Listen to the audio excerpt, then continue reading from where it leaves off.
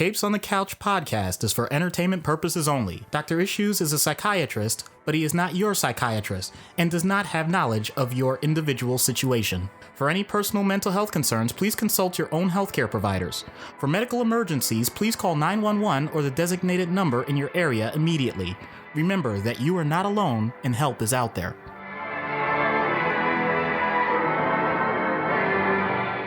Hello and welcome to Capes on the Couch, where comics get counseling. I'm Anthony Sitko. And I'm Dr. Issues. This is issue number 102, Tim Drake, as requested by Ariel, who is working her way through the Bat family. We're almost out of Robins. We've got Stephanie and Carrie Kelly, and I guess maybe Cassandra. Was Cassandra Robin? No, Cassandra was Batgirl. She was never Robin. That's right. So at this point, we've got Stephanie Brown and Carrie Kelly. That's it. Yep. On the Robins. I don't know what she's going to do when she runs out of Robins.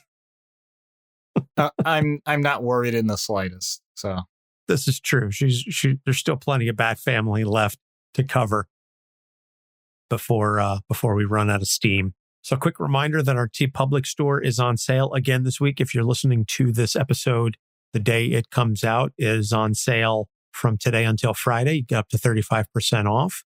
And we'll have links to that in the show notes. So you can get some holiday gifts for the Capes on the Couch fan in your life before Christmas or Hanukkah or Kwanzaa or whatever holiday you choose to celebrate. Get them some Capes on the Couch swag. Get them some Why Because Comics gear. It's all good.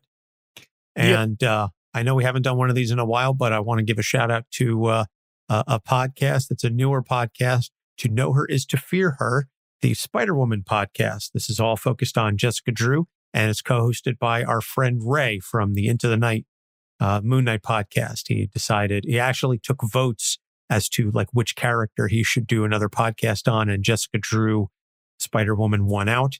So I know that they have had the writer of the current ongoing or the recent Spider-Woman run on, Carla Pacheco, I believe her name is. And so go check that out. To Know Her Is to Fear Her if you are a fan of Spider-Woman. We have not yet gotten to Spider-Woman, any of the Spider-Womans, Jessica, Julia, right, on the show, but we'll get there one day. Oh, yeah. So, Tim Drake, the third Robin, created by Marv Wolfman and Pat Broderick in Batman number 436, August 1989. He was named Tim after Tim Burton, the director of the, at that time, new Batman movie, which 7-year-old me just adored, by the way, just throwing that out there. So, young Tim Drake visited the circus the night the Graysons were killed, and he later deduced Batman and Robin's identities by seeing a move that Dick pulled off in the circus, and then he watched Robin do it, and he said, "Oh, must be Dick Grayson." And he decided to teach himself martial arts to follow in their footsteps. So he offered himself to Dick as a new Robin following the death of Jason Todd. And we talked all about Jason Todd because, as I said, we've done pretty much all the Robins. So Bruce was initially hesitant, but puts Tim through rigorous training before giving him the costume. So when Bruce retires after the Knightfall storyline, and you can listen to our Bane episode to find out more about that, Tim works alongside John Paul Valley, who we did an episode on, but distrusts him and his methods, and he helps Bruce reclaim the Batman mantle. And then Tim began dating Stephanie Brown, who we have not done an episode on yet. I just kind of felt the need to point that out because everybody always seems to forget about Stephanie Brown. Oh. And then Tim was forced to retire from being Robin after his father discovered his secret. So after Stephanie and his father were both killed, he moved to Bludhaven to get away from Gotham. Bludhaven being where Dick Grayson was operating as Nightwing once he decided to leave Gotham and strike out on his own. So Tim battled both a resurrected Jason Todd and Damian Wayne, who we also did an episode on, for the Robin title. There's going to be a lot of references to the earlier Robin episodes in the show notes. So when Bruce dies, quote unquote dies, and Dick takes over, he makes Damian the new Robin. So Tim becomes Red Robin and looks for Bruce, much to the consternation of the rest of the Bat family.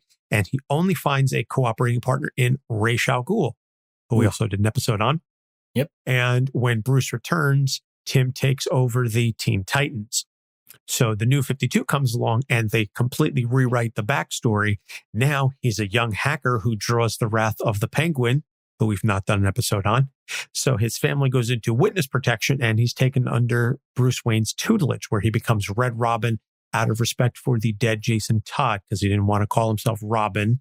So he becomes Red Robin and he's once again serving as the leader of the Titans. Then DC Rebirth comes along and they say, nobody likes that hacker backstory. We're going to go back to the original backstory, circus, third Robin, yada, yada, yada. So most of his backstory was really covered in a lengthy Robin solo series, largely written by Chuck Dixon, written by a couple other folks, but Chuck Dixon did a majority of the writing on that. And this is really where we get to see Tim grow from, I think he ages from about 14 to maybe 16, 17 through over the course of the run. And this is really where we get to see a lot of Tim's character development is in that Robin series. So I just want to throw that out there in advance of the recommended reading before we get to that point in the episode. But the issues now, Tim is self-taught in a lot of respects. He does go through extensive amounts of training under Bruce, but he is also considered to be one of the weaker fighters as far as the Robins are concerned. And so he's much more reliant on his bow staff as his weapon than some of the other Robins. So being self-taught in any area kind of leads to some unknown pitfalls because, I mean, well, I don't want to entirely step on your toes, but certainly if you're self-taught, you're not going to know what you're doing right and wrong. And I'm sure that's something that you're going to get into. So I will turn it over to you. Sure. I think this is very timely because what I have noticed is, especially now with technology as it is and the internet, the way it's set up, you can learn just about anything that you want to. And that's a wonderful thing. I'm not knocking it. But at the same time, there is a reason why over the course of human existence, we've had a teaching system. Originally, it was simply because the only way you could learn something is either from seeing something happen and coming to your own conclusion, or someone tells you that that's what happens, and therefore you have the choice of believing them or not believing them.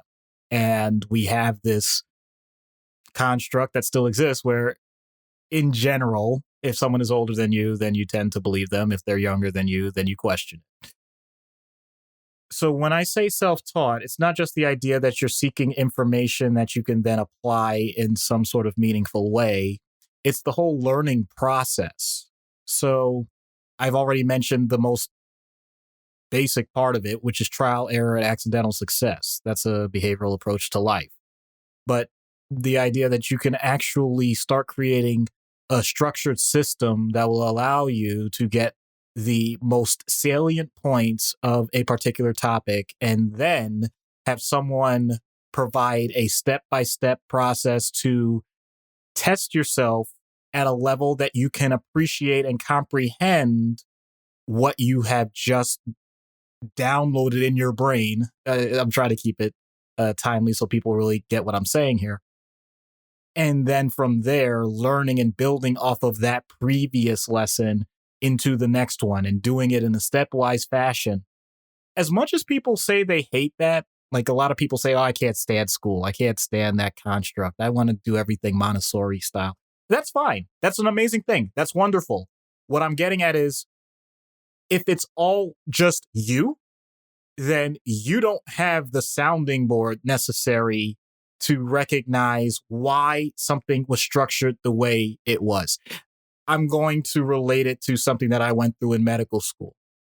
With the way I grew up, I love my family and they're amazing, but we didn't have immediate doctors in our family.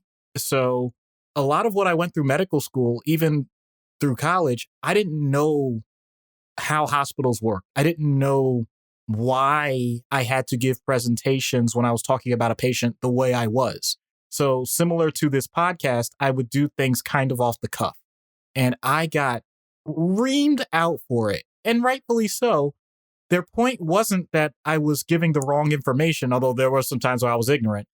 It was also the reason why we do it this way is so that no matter where you are, you could be in New Jersey, you could be in Kentucky, you could be in California, you could be in the middle of the desert on a rural clinic with just one other doctor. And if you present things the way that we're showing you, we know for a fact you're going to be able to provide the relevant information so that that other doctor who may or may not have the same experiences as you be able to process it, and you guys can come to a conclusion that you can agree on for this person's diagnosis and treatment. And that is something that as a young person, I did not respect nearly as much as I should have. So I love the fact that you can learn just about anything about different diseases online, WebMD, et cetera, et cetera. But at the same time, how many times have I had a patient come to me and say, well, Dr. Google says this, and I have to kind of take extra time just to explain what the limitations are with that. So that fits with Tim, not just from the training standpoint physically, but also the hacker part too. It can work either way. As a matter of fact, with the hacker thing, it's probably even more relevant because people go to coding boot camps and learn the basics. And in all honesty, that's a pretty cool thing because a lot of times they're getting the same skills and able to get some pretty cool jobs without even needing to get the added college courses or degree that so many people go through. So I'm not saying that one way is totally right compared to the other, but if you're not willing to acknowledge why there is a structured, organized system, despite disliking its complexity, then you're going to miss the fact that it may have been built up over decades, if not centuries, so that you don't have to make the same mistakes that people hundreds of years ago did. That's the part that sometimes gets lost. I appreciate people that want to do things fast, want to do things young, and want to make a huge difference in the world. It's an amazing thing. But make sure that your ego is not writing checks that your body can't cash. Just a little word to the wise there. And this is one of those situations where I totally lived that experience where I thought I could just totally break the mold, change the world and all of that. And there's a reason why it didn't work out that way. And I'm glad that I had the recognition that I was willing to adjust on the fly and go with a structure that saves lives as opposed to saying, well, I'll just totally muck up the medical establishment. You know, because we all, honestly, when you're a teenager, you're supposed to have a little bit of that in you, but it doesn't have to be everything. So just any of our younger listeners out there, I hear you, man. I respect the fact that you're going to change the game. Just recognize that you're still going to have some rules involved. So the second issue that he has, loss of multiple fathers. Now, obviously, Batman lost his parents. We see this as a recurring loss throughout much of comics and much of pop culture, really, is losing parents. But in Tim's case, he loses his actual father. Well, he loses his mother, and then his father, his stepmother, and Bruce dies, and Stephanie dies. But in particular, loss of multiple fathers, I think, is really one of the things that has the most impact on him, is losing his biological father as well as Bruce's death. And that is, we'll get into some more of the impact of Bruce's death when we get into issue number 3. But basically just loss of these figures. Because let's not forget, when all this goes down, Tim is still a teenager when all this is going on. And that is potentially very traumatic because that's still young enough where you're still looking to those parental figures for guidance. It's not that I'm not saying that losing your parents if in your 30s is an easy thing to deal with, but at that point you are well established. In theory, you're an adult, etc. If you're a teenager, you still have a lot to go on. You know, you're close, but you're not all the way there. And that can be a particular type of trauma. Yeah. That's an excellent way to put it. So just to go back to the basic role of parents being protectors, being your first real teachers, and as time develops, they can become something akin to friends for sure. Although every relationship is different, so there's no guarantee that it's going to be like that. But also, just being a sounding board for what someone is emotionally going through, especially in those adolescent years, that can be highly impactful. So the idea that one of those people is not going to be able to fill that role, that can lead to some stagnation because in theory, you can have the last impression of that person. What was the last conversation, or what was the last thing that you were talking about or working on? What was the last punishment? What was the last dream? What was the parent's dream? Did they have aspirations for you? So it can be a motivating factor as much as it can be a hindrance. But as you mentioned, when you say losing multiple fathers, I mean, for some people, they're probably saying like, well, is that realistic? Well, let's go through it. Especially with the compression now, due to the increased longevity of people's lives now, modern day. If you have a parent, there's a great chance that you have your grandparents throughout your life. And grandparents, at least as humans compared to the rest of the animal kingdom, grandparents have been known to play a spectacular role in the development of children, especially as parents have to work during the day. So that bond becomes even stronger as providers as well. So you have that relationship. How many aunts and uncles do you have? How many people do you have as a coach if you play a sport, or instructors outside of school, or a teacher that you simply like? And I'm not focusing as much on the gender, although obviously there can be factors in that too. If we're talking about the typical stereotypes that exist, whether they're right or wrong, if that's the environment that you're growing up in, if that's the culture that you're growing up in, that can be hugely impactful. And then imagine just one by one, almost like dominoes falling, those pillars in your life, they're leaving. That can create a sense of abandonment. And you can develop some real irrational thoughts surrounding it because, as humans do, we love to fill in gaps. If we don't know something, we will find a way somehow magically to know it later on, and it may not make sense.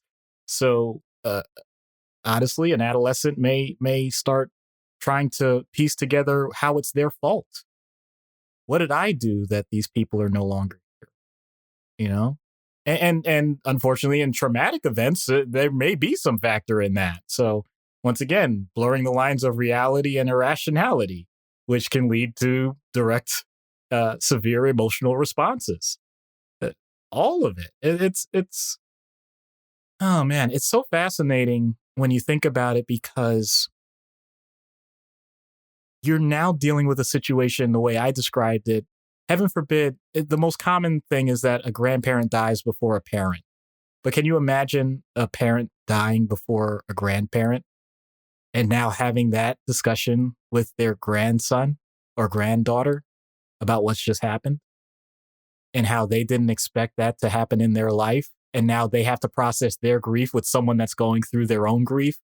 Or also the traditional, parent talking about their grandparent dying. I mean, all of it. It just creates these interwoven layers of emotional complexity that, if you're not aware of it, it can start to tear at the other parts of your life. So I'm not saying it has to be that way. I'm just saying that it's one of the dangers if someone has noticed this as a pattern. As long as there are other people that are still around, or the person has a strong enough construct in their own mind as to what the expectations are that are healthy, then this doesn't have to be the be all end all. It doesn't have to be as dramatic as Bruce Wayne and Batman and the rest of the Bat family who all have had variations of this. But let's be honest, part of the success, if you want to call it that, there's a reason why we call it the Bat family. It's because they have each other. If they didn't create that, if they didn't have that, they all would have, in my opinion, had a much higher chance of being worse off. Oh, I don't really think that's a question.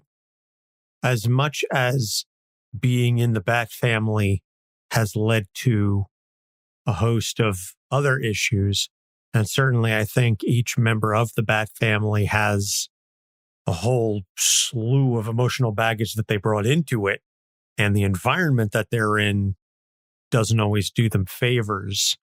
You really question how, I don't want to say how bad is it that they're in the Bat family, but what would they be like if they didn't encounter Batman? Where would this energy and these emotions and these feelings go if they didn't have the outlet provided to them by Bruce Wayne? I think some of it depends on the character, certainly. I think some characters, I think Tim would fare, I don't want to say he'd fare great, but I think Tim would fare just fine had he not been taken under Batman's wing. I think somebody like Jason probably would have, I almost shudder to think what Jason would have ended up as had he not been taken in by Batman, and maybe there's a Elseworld story in there. If it hasn't already been written, DC, give us a call. We'll write it. Pay us a lot of money. Pay me enough money. I'll quit my job and I'll help write it. But yeah, the notion of the family. Frankly, I think, maybe there's another episode that we can add to the potential crossovers is a discussion of the family dynamics within the Bat family. Yeah, something for next year. Yeah, we'll plant some seeds. You and I'll have to sit down and figure out what we're going to do for that. We've got some really cool ideas coming up for our 3rd anniversary in March. So stay tuned. So the 3rd issue then, and it ties into some of the stuff from the 2nd one. When Bruce dies, and as we mentioned this, when Bruce dies and Dick takes over, he makes Damian the new Robin. So he sort of kicks out Tim, and Tim says, well, I know Bruce isn't really dead. He's lost somewhere. I'm going to go look for him. And nobody believes him. The only one who believes him is Ra's al Ghul.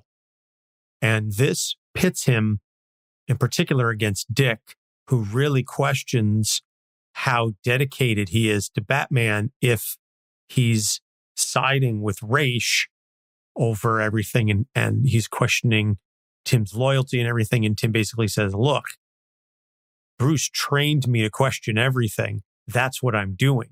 If you're not, it's almost, Tim is essentially telling Dick, I'm more true to what Batman is really like. I'm loyal to the idea. You're loyal to the man. And that sole dissenter puts him at odds with the rest of the family. And it comes down to a question of loyalty to an individual versus loyalty to an idea. And that is something that we've seen quite a bit of in this country. But it's this notion of loyalty to an individual versus loyalty to an idea can fracture relationships. Yep. Especially if, by definition, there is enough about that person that the relationship has lasted for any significant period of time. It means that you have commonalities, be it common interests, be it common philosophies, whatever it is. So in that sense, it may or may not be intentional. So if it's coworkers, then you know you're there because you work for an organization. And therefore, while it may be awkward it's something that everyone expects to get through no matter what the circumstance, unless we're talking about a whistleblower situation, in which case you literally are putting yourself on an island, and that it has its own can of worms. But in this case, we're talking about people that voluntarily, meaning if you're in a romantic relationship, if you're within a family and you're of an age where you have agency, you're able to make those types of decisions and you're dealing with these people. Let's say, as you so eloquently put it, you're dealing with political views. One side views one way, one side views the other way. And yet, this is a person, let's go ahead with big brother, little brother. You've played the same sports. You've followed in his footsteps. Everybody compares you to him. And yet, there's this random turn where your political views don't match up. And now all of a sudden it's a family divide. Now and I swear to you, I'm not saying this to be dramatic, although I guess for comics it's apropos. Are you worthy of my time? Should I still be talking to you? Should you still be in this family? These are the things that people say. There's nothing made up about it. And yet, I think there is something deeper to that. It's the idea that when you're the only one that is saying that. So in other words, it's not talking up even split in the family. It's everybody has this set of beliefs that have not changed for a long period of time. And one family member is saying something different. So you have alienation, you have isolation, you have potential for threats, not just being ostracized emotionally, but literally being kicked out of the house. And believe it or not, as much as we dramatize it for today, let's not forget, at least I'll go with what I know. We're in the United States, therefore the idea of the Civil War and how families were fractured with that was quite literally life and death. And it did play out that way. We have records of it. The one thing that seems to really stand the test of time is that having a sense of self is crucial to emotional survival. The quote unquote easy thing to do is to just agree with everyone around you because it keeps the peace in the circumstance. The much more difficult thing to do, whether or not it results in the continuation of the relationship, is to say that you have made a reasoned decision with the information at hand, come to a conclusion that you are willing to pursue, not only because it is something that you consider to be beneficial to society, but has also led to a certain sense of comfort and peace within yourself, and you're still a productive member of said society. If you can, no other way to say it, if you could check off all those boxes, then that may be, as difficult as it is, the better decision than to just go with the flow. And that's something that I don't say lightly. And I am not advocating dissent for dissent's sake. I'm simply saying that for those of you out there that feel like you're in that situation, and it doesn't have to be political. I mean, I love the fact that, my family, in terms of my household right now, we have different sports teams that we like. My wife and I don't get along with just about any sports team except for the Giants, and right now that's going great. And okay, this is breaking news for you, Tony. So guess which team that my daughter decided, as of last year, she would always ask if they were on so that she could watch them instead of the Giants, the Eagles. Wow. And she still lives in this house, man. I should hope you hadn't kicked her out. Well, she is pretty precocious and she does have a certain charm about her. So I'm sure she can make it work somehow. There's plenty of adoption agencies and, Tell us you can stay with Uncle Tony and Aunt Kat. Well, yeah, I guess that would be an easy way out. But no, I'm learning to mature, and I'll let that slide. But no, I'm giving a lighthearted example, and the point though is, if anyone does feel in those situations, obviously never put yourself in danger, but recognize that, as I said, if you are doing it from a place of reason and a place of true, honest understanding of how the world works, and you do think that the world would be a better place because of those types of decisions, then by all means do what you think is right. But if you're not able to check off those boxes, I want to make it just as clear. If you're not able to check off all of those boxes, then recognize that your mind still needs to be open. And hopefully the people around you are also doing a similar assessment. And if they're not, try to encourage them to do it for themselves as well. And the best part of that type of exercise is you realize there is way more common ground than you initially thought. Almost overwhelmingly, there's more common ground in these situations than people realize. But it's because we have to polarize, because it's the easier mental thing to do. It takes less energy. We throw all those things in the back of our heads and say, well, it doesn't matter. And the truth is, that's the most critical stuff. All of the similarities that you just gloss over are actually the most crucial point, because it allows for continued growth together rather than further division. Okay. All right. I'm going to be really blunt on this one. Do you think half of the world is evil? No. Okay. And yet, why do we treat these situations that way? 100%. I'm not exaggerating with that. When I hear what people say to one another about other people, that is the impression that they are leaving on me. And when I ask that question, almost universally, I get the answer that you just gave. So I challenge people that way. I ask them that. And I hope by asking them that on both sides of the aisle, in this case in the United States, but this is true anywhere, for any circumstance. If you do it that way, then it humanizes way more than any one topic, one issue, any of it. Because it sounds absurd. If we really are on the verge of saying that half the world is evil and therefore half the world must be destroyed, then we are way beyond any point that this podcast or anyone else can have an intervention and it's just going to go down. But I don't believe that. I don't ascribe to that. Not in the slightest. And every time I've said that to someone, I've gotten that answer. No. So that tells me that we're not at that point, even if it feels like we are. I'll say, I don't think that half the world is evil.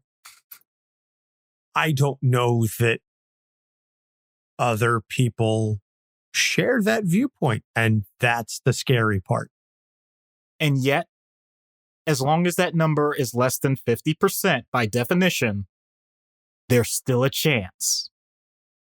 That's all I'm getting at with that. I know we're getting a little deep here, but that's what I'm getting at. If it's ever over 50%, then fine, we're doomed. I get it. That doesn't matter. I'm not seeing a way out with that. What I'm saying is, I think that number is way below 50%, and I would love for people to prove me right on that. Well, without getting too into the weeds and obviously keeping in mind, of course, that we're recording this before the election, all I'll say is that based on the popular vote totals, I believe you're correct. Oh, brother. That's all I'm going to say. That's the political junkie in me. Oh, boy. But I don't want to get too into the weeds on that. So I'll just say, let's take a break, plug a few shows, and when we get back, we'll get into treatment. Hey, it's good old boy Mike. This is good old boy Dave. From Sips, Suds, and Smokes. Sips, Suds, and Smokes covers wine, tea, coffee, distilled spirits, whiskey, scotch, beer, cigars. People whose first name starts with Q. Bad fake British accents. And we always take time to make fun of the people of Alabama. Banned once again. It's a 1-hour episode that's mildly entertaining for about 22 minutes. I think mildly would be a vast improvement. Well, we do have the only beer show with the Holy Man.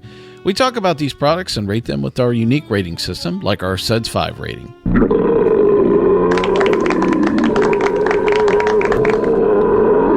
Do you really have something better to do with your life for an hour than actually listen to this show? Well, don't make them think about it. Well, join us on this radio station, podcast network, or via our Android app.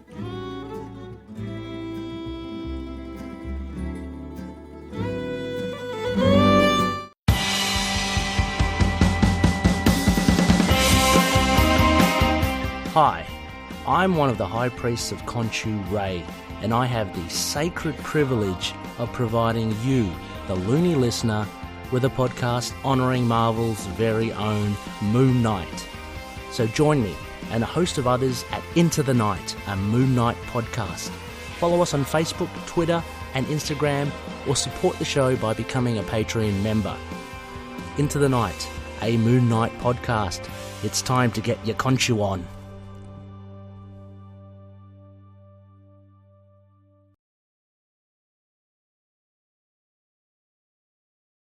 Hi, I'm Gail Simone, and you're listening to Capes on the Couch. And we're back. Treatment in universe for Tim Drake.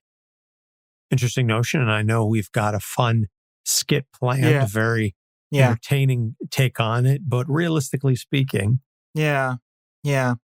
Well, I have just as wacky an idea for this one. See, Tim has been recognized for what he can do. He's intelligent. He does have athletic ability, even if he isn't the best fighter. He does have leadership capabilities, and that's been shown. He doesn't come across to me as narcissistic, but I do think that there is an aspect to him that generates this idea that, as we kind of hinted at with the third issue, he always has this idea of what everyone should be doing and what's always right for everyone. And that type of attitude can really start to grate on others. There's one person that I think he knows that has a lot of experience dealing with so many superheroes and yet is able to do it in a serving fashion. And he doesn't ever give a hint that his ego is getting in the way, and he is completely loyal to them. He literally is willing to do it all from the start, and that's Alfred. I think that's a skill set that he hasn't mastered, and I think him actually going under the tutelage of Alfred himself and actually doing his role for a while would allow him to see a side of things that he hasn't considered. And I think that would allow for a lot of healing to happen, because Alfred has seen some things in his life and still manages to keep that stiff upper lip. And although Tim has his pride and he does do a lot of amazing things, I think that's where his ceiling is. And the way that I've always heard it, you can always tell a person's character by how they treat the person with the lowest pay in their organization. Not that Alfred is underpaid, but I'm just saying in general, he's the one that no one really thinks about when things are going down. And yet he's the one, as we've seen, and if you've listened to our episodes, you know, he takes that very seriously. And if he didn't, things would be a lot worse for everyone involved, including Tim. So I think, you know, giving him guidelines and saying, you know what, I'd like you to shadow him, similar to how we do in medicine. Like, shadow Alfred. Actually do what he does. Be him. And see how that changes your perspective on things. Okay. We could maybe mention that during the Alfred episode, but, you know, better late than never. Yeah, I'm just going to say, oh yeah, shoehorn in Tim Drake, and yeah, I'll just have Tim shadow him. Like, no. All right, fair enough. So out of universe then, we've got a young man with a lot of skills, a lot of potential, dealing with some loss. maybe looking for guidance, looking for someone to lead him somewhere, help unlock that potential in a positive way. Yeah. I don't know how much work you do with teens or how much training you have in dealing with adolescents, but I'd imagine that's where it's heading. Well, whenever we use the term adolescence, and I know I've brought this up in previous episodes, we automatically say teenagers and think that that's the same thing. Adolescence is simply a description of a period of development that goes beyond teenage years, goes into your 20s, really. And if we're talking about the social construct of it at this point, anybody that's had to move in, and once again, not a knock, not an insult, anyone that's had to move back in with their family in their 20s or 30s because of financial circumstances or jobs not being available, all that. I mean, that's a continuation of adolescence or a reinstitution of adolescence. It's not an insult. It's just simply a fact of life. So from that standpoint, I think I've definitely dealt with that. I will give the qualifier that I am not a child psychiatrist. I did not do a child fellowship. Having said that, I do have exposure to children. I do work with children in the emergency room in crisis settings. So I do have to see patients that are under the age of 18. So I do have some experience there. And many times those crises have to do with a breakdown of the family construct or trauma or ongoing mood symptoms, whatever the case may be. And in all of those situations, the first thing is just establishing safety. As I know people may be tired of hearing it, but it doesn't make it any less true. Making sure that they are in a safe environment. And if not, making sure that the proper child protective services or authorities are involved. But that's not the go-to. The first thing after that is trying to establish what their own construct is, because we've said time and time again, once you get to that age, it's not the parents, it's not the teachers, those aren't the people that are forming their view of the world. It's their peers. What is going on there? If it's a situation where they don't think they have those types of connections, well, I'll admit I can't be their friend. I certainly can't do that. But there are organizations in the world that actually do focus on that. So, something that I'll admit as a part of this podcast, we probably don't do enough is, and that's my fault, has nothing to do with Anthony, is recognizing, for example, Big Brother, Big Sister programs, things that aren't necessarily directly related as mental health professionals, but are still incredibly vital to a person's mental health. That there are organizations out there that can actually lead to that type of mentorship. There are outpatient programs that are specifically geared towards adolescents, depending on what's going on. So making sure that they can get connected with that. This is one of those areas where teenagers will tune you out if they think that you are teaching to them. That is the overwhelming experience that I've had.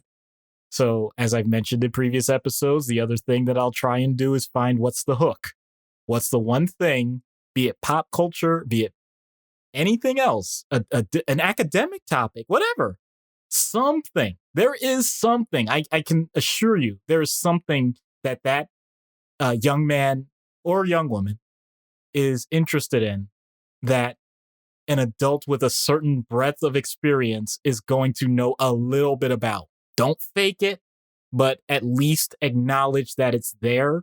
And if they know that it's genuine, then they will open up more to you in terms of therapy. So my go-to wells have always been video games. Nowadays, I'll admit, music is going way downhill for me. I'm nowhere near as good as I used to be with that in terms of modern artists. But just about any other topic, I can usually find something. And of course, comics and most films, things like that. Oh, those are really easy ends for me. You don't have to copy mine, find your own, but that's usually what we do to really start to draw that connection.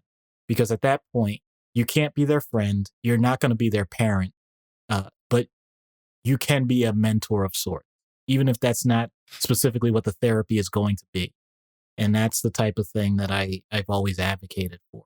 Because the more you can model positive experiences for people that have seen very few, then the greater opportunity they have to start incorporating that idea into their emotional life. Very well said. And perhaps that's information that could be useful for both for any adolescent listeners that we have, as well as any listeners that we have who are parents of adolescents.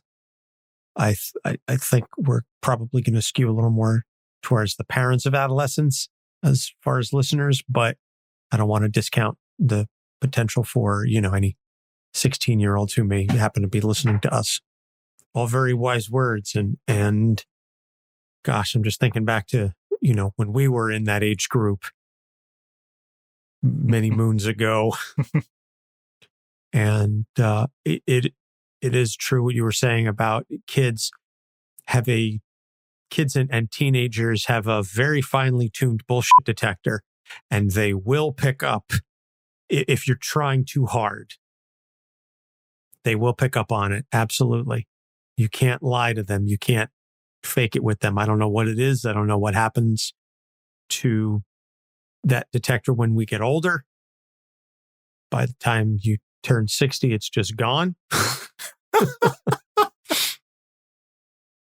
And then you're getting emails from Nigeria saying, oh, this prince wants to send me money. Oh, sure. I'll just give him my bank account info. That's why they fish the older people, because they know a teenager would never fall for it. Well, that's because a teenager probably thought of it. You're potentially not wrong, but in any case, that's way off topic. So let's see what happens when we get Tim Drake on Dr. Issues' couch.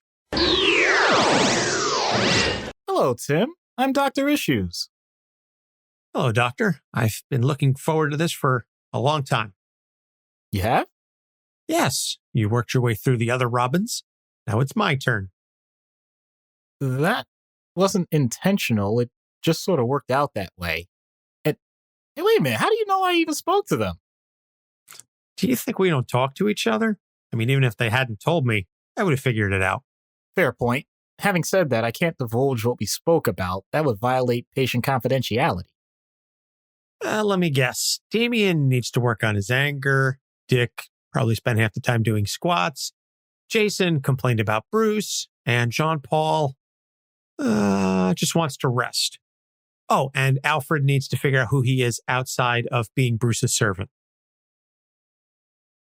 I cannot confirm nor deny any of what you said. Which confirms it. Damn, I'm good. So what's your takeaway from this? That I know my team better than they know themselves. They didn't have to come here to learn all that stuff. I could have told them what they needed to do. Are you suggesting you're smarter than they are? Not smarter per se, just that they all have their issues to deal with. Oh, and you don't? I never said that. I'm well aware of my idiosyncrasies, but I can handle mine. I think the team would be more efficient if they followed my lead, is all. That seems awfully presumptuous. But no offense. I'm sure you're very good at many things, but unless you have a degree in psychiatry or some therapy training, it's best to leave those kinds of things to the professionals. I don't tell you how to fight crime. Don't tell me how to do my job. I think you hit on something, though. What good is having training and talent if they're not maximized to their full potential? I mean, tell me you agree with that. I agree. To a point. You sound like them. What a disappointment. I mean, here I am carving out time in my busy crime fighting schedule for you. Also, you can tell me that sometimes the best way to fight crime is to be good to yourself. Who said that? That doesn't really sound like a Batman line. I don't remember. Maybe it wasn't one of them. Maybe it was one of the Titans. Whatever. That's irrelevant. I'm sick of it. So more than one person said some variation of it. You would think that so-called dedicated heroes would pay attention to at least one of my bullet points on my sticky notes, but no. It's always stop bossing me around, or you're too young to be the VP of Wayne Enterprises, or my spinning back fist is better than yours anyway, so stop sneaking video footage of my training before I rip your throat out. It's hard being so dedicated. Well, I'm sure you have your own self-critiques too, right? Are you kidding me? I mean, I'm 15% off my maximum strength goals. I forgot to pull my costume out of the wash on time, so I had to rewash it. I was almost late to the night watch planning meeting because I forgot I rescheduled to make room for an early stakeout. Whew. Man, am I exhausted. I mean, I didn't even talk about nearly getting eviscerated by a lone assassin last week. I was getting real sloppy. Well, slow down. No, I mean, seriously, like, slow down, man. You're not meant to do everything. But I'm good at a lot of things. Well, you're not good to anybody if you're running yourself ragged. You know that, right? Like, when was the last time you took a vacation or like even a long walk with no one around? I do listen to some motivational speakers and podcasts when I'm on patrol. Stop. You're not getting it. Don't try to cram in more like beneficial busy work into your alleged downtime. Listen to music. Hell, listen to nothing. I bet that's a scary thought, right? Like just get in touch with stuff that you don't deal with every day. Turn off communication. Lose the utility belt. No weapons. I got to cut you off there. I'm still at risk. Fine. Concealed weapons only. The point is, disconnect from what you do every day so that you could start to envision a different life for yourself. Things don't have to be perfect for you to have a perfect experience. But what about the others? I mean, maybe I could organize a retreat. No retreats, no guest speakers, no formal bonding exercises. Sure, bring along anyone you want, but let them do whatever they want. Are you trying to describe stereotypical fun? Like a vacation? I don't care if you stay in the Batcave. Just if you lead by example, then maybe, just maybe, the others will be more open to you too. Those closed-minded, ego-driven, competitive schmucks would never... Now you're getting it. So, is this something I need to coordinate on our satellite system for transport, or I could just use the bat vehicles? Or I don't care. Stop talking details. Just go. Like for once. I'm. You know what? I'm not going to set up a repeat session. Don't contact me for at least 2 weeks. The only thing I want to know is what your favorite part of the journey was. So you're serious about this? Why didn't you suggest this to the others? Because every case is unique and it deserves that type of meticulous time and effort. I have to ask, do you practice what you preach? Because I've done some snooping and I notice you're at the office every day. When was the last time you took extra time off?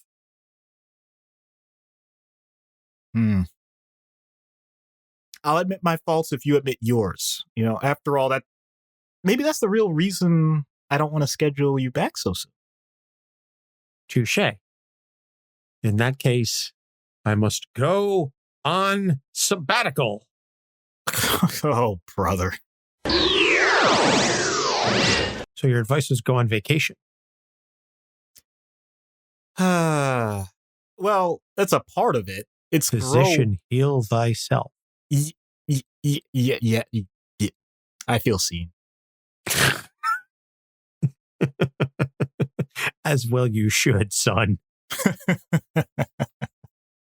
As well you should.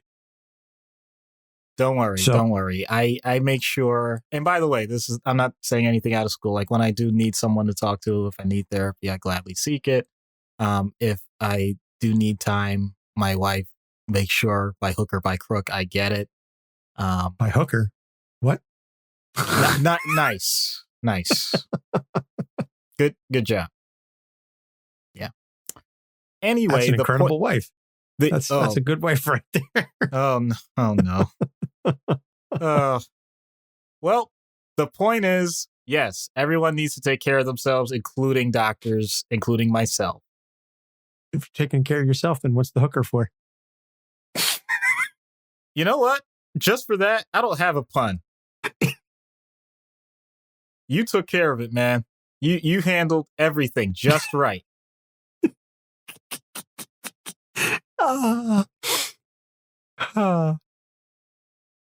I I needed this. It was a little cathartic after the horrible week I've had.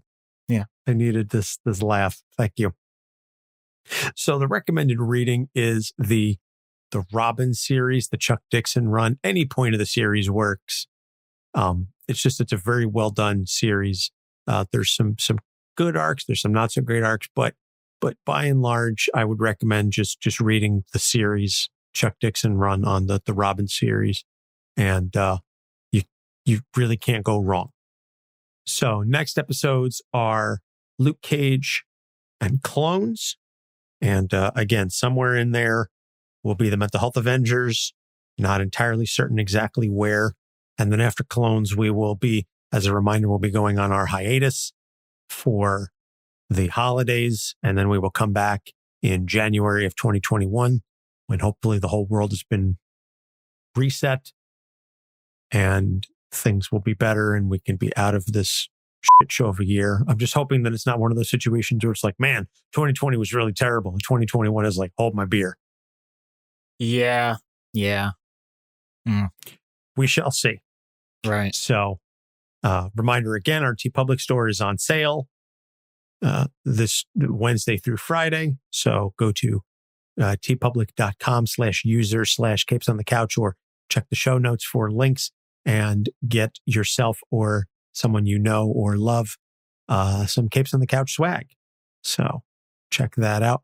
And all of our episodes are available on our website, capesonthecouch.live. Please like, rate, listen, subscribe. All of those things on our Facebook, Instagram, and Twitter at Capes on the Couch. We don't have enough followers for a full-time YouTube vanity URL yet, but maybe one day.